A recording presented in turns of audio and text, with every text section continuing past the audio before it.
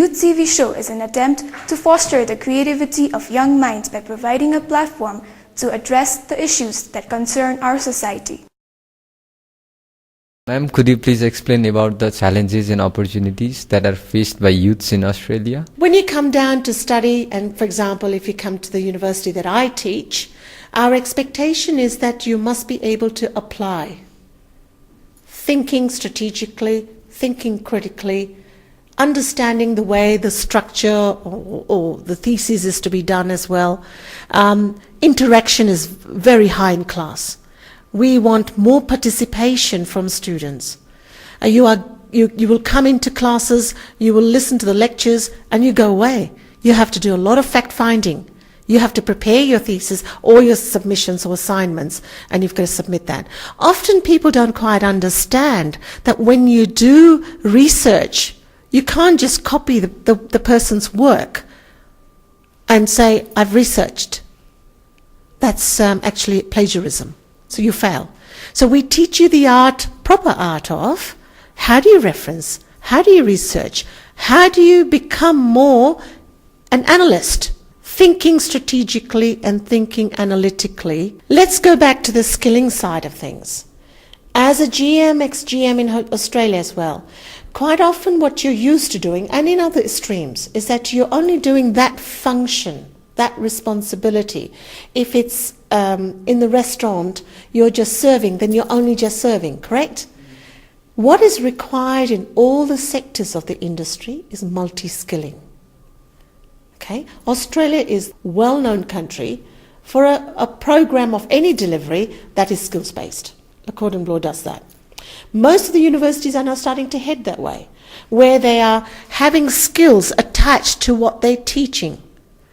So when you come down and work in our organisation, we say to you, no, young man, you need to be very, very skilled, multitasked, and we quickly diversify you, get you to be more flexible, be more creative, be initiative is what we look for. So from what you do here to what you are expected there is two different things. And you learn that very quickly. Because we engage with you at the level where we say, this is what we'd like you to do. Could you please become also a team leader and manage that group? For example, if you're working in an organisation, my organisation, Vision Planet, I have a young lady who is 25 years old, is a brilliant technician, not just in one facet. She's doing 5 different tasks. Quite different streams, because the way that we develop individuals, we just don't want to hire you because you only know that specific standard of skills. Labour is very costly in Australia. So in order for any organisation, any businesses, when you go into those fields, they're going to be expecting you to diversify, adapt. I want to do my master's from Australia, my MBA from Australia. So which university do you recommend to me? I want to be a social entrepreneur. What you need to do is, first of all, is gain experience. Okay? I mean, if you're doing a Bachelor of Business, it's a generic program that you're doing. If it was a program out of a specific hotel school, then I would say, for you, young man, it's got to be the pathway that Le Cordon Bleu, because that's the way the window is open. For you, what we need to do is we need to select as to what exactly do you want to become. If you want to become an entrepreneur, then you need to select, I need to map the right particular subjects and electives in that particular program. Universities that we work with are universities right around Australia, and entry level will not be difficult as long as you achieve your IELTS is very important. Your academic, we look at, if it's out of GPA, we look at an aggregate of that. So those are the students who are not high achievers like you guys. There will be different pathways that we would do for them. So the door's never closed for anyone, but it's finding that right university that will fit for you, from the delivery, the program, the cost, as well, because that matters to you. So options are there. If I want to study in Australia, could you please tell us what are the basic requirements for youth for who are applying to study or work in Australia? Australia is a country that offers you enormous opportunities from academic and from a career perspective. Now, for those who are at high school, which I'm presuming you are, 10+2, once you've finished your program, depending on the university and the program that you will do, there is an entry criteria. Okay? And once you fulfill those criteria, which is your English proficiency, your academic 10+2 proficiency, if you've achieved a certain level, and depending on the program. I mean, if you're going to tell me you're going to do mechatronics engineering, well, your pass mark has to be a little bit higher. Okay? It's around the 80% upwards that they look for. So each university, each program differs in terms of qualification. What we then do as Vision Planet comes in is we gather all your information, but then I started engaging with you. I will then find out what's in your head, where do you want to go. But more than that, you must tell me also, what are you aspiring to? I had the best opportunity of interviewing a young student, very, very well bright, and his aspiration is to work for NASA. And that inspired me no end, where I felt he was going down the right path, and he was very adamant how he wanted his career and the journey to do and what he wants to do coming back to Nepal. So from your perspective, we would need to see your academic results, we'd need your English proficiency, I would conduct the interviews. Once you've passed through those rigid entry criteria, it's very much recommended as to the colleges that I work with, and we would then know your performance, your personality, and sometimes you could be a misfit in the course that you're doing because of the pressures of your parents pushing. Okay? Most of the times, us as parents would want our children to aspire to what we have done, but it's not always the case. So then I would then make sure that we go through the application process.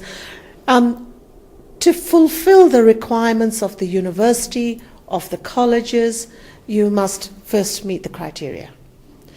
And that also includes your capabilities financially, your health, your objectives, your careers in mind, and we would then map your qualifications to your expectations, to the proper academic program that we would think is the right fit. What does that mean? I work with program directors of universities. And we would then say, here are the electives that you must take. So really proper academic guidance. And then after that, I would fulfill that application process and lodge it to the hub offices, like in LCBs, it's India, which means that if I don't think that you are the right fit for that program, I would not recommend. And I will work with you to help you find the right pathway. Okay? And then the universities will then provide you with a letter of offer, which you would then sign, acknowledge that you're accepting the conditions of the academic program you're going to undertake. And you must also understand what are the visa requirements, your obligations as a student, and the institution's obligations, which I would take you through and explain it very clearly so that there's no misunderstanding. Then the next step for you is to sign that, acknowledge that. You would then pay the fees to get what is called a COE. And that is the process which then starts for applying for visa. What is your main purpose of visit to Nepal? Vision Planet Australia is now wanting to engage in the Nepal market. And how that we are going to be working with is purely with institutions. I'm not going to be out there handing out brochures, guys.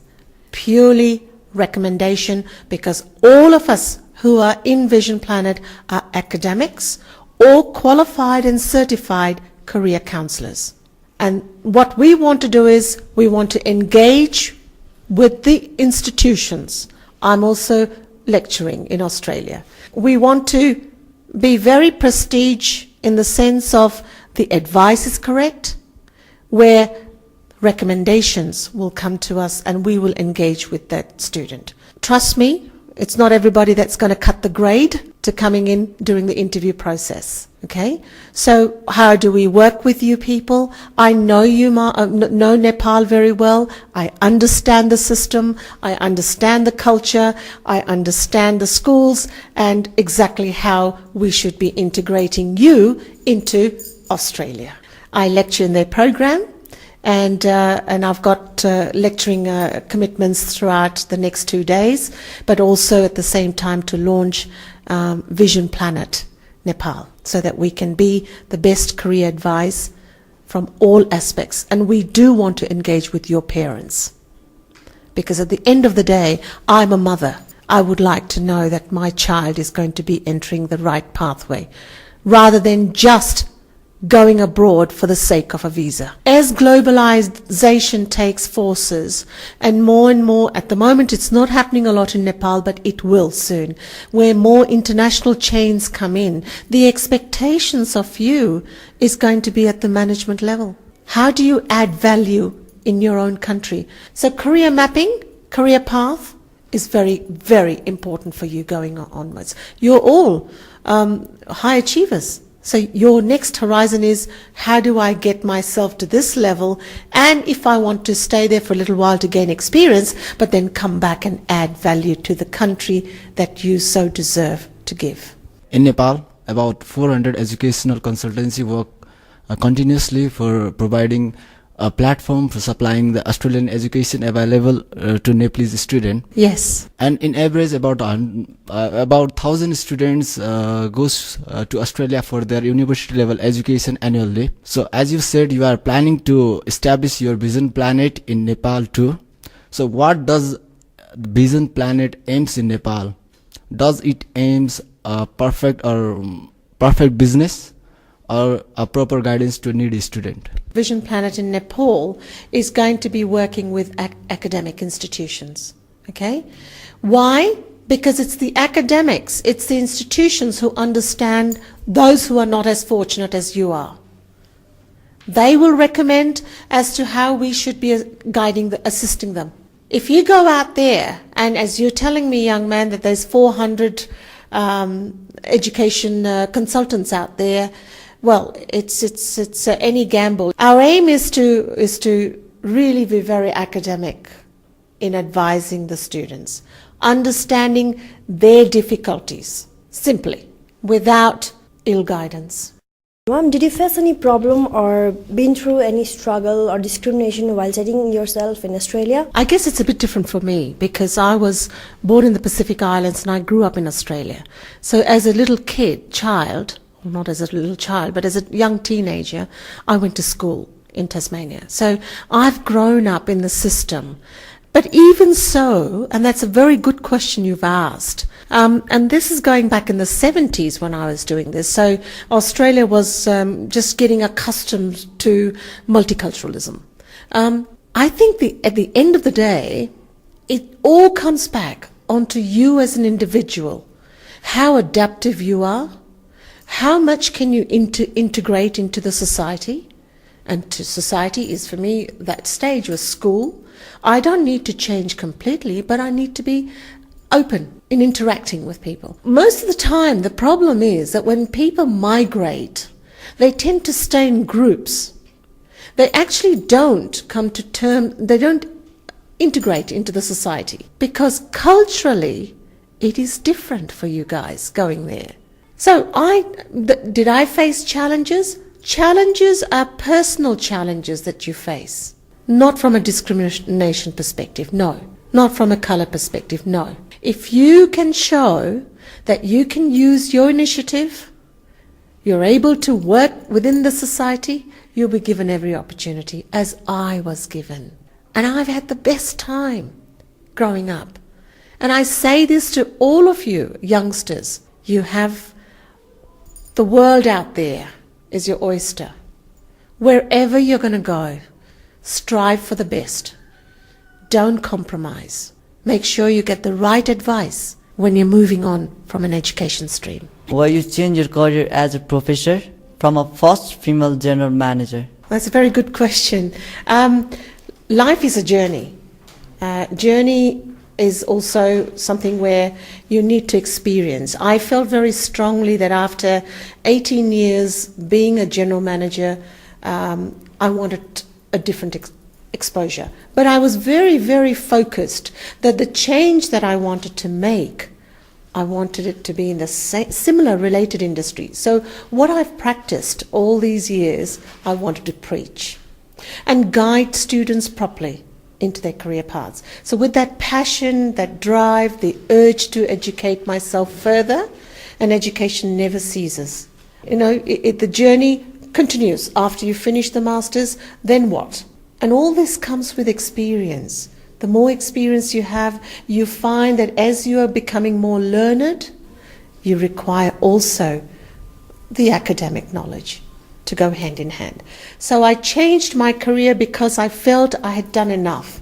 Being at the helm as a GM, as a regional general manager of Australian hotels as well, the other option was for me to become a hotelier, as in an owner-operator. I felt strongly that I wanted to diversify. And so I walked into the education stream. And that's been the last 13 years of my life. And it's still evolving. And it's a very good pathway to take. How does it feel to be first female general manager in Australia? At the young age of 30, when I became the general manager, it was quite daunting. If I said it wasn't, I think I'd be lying.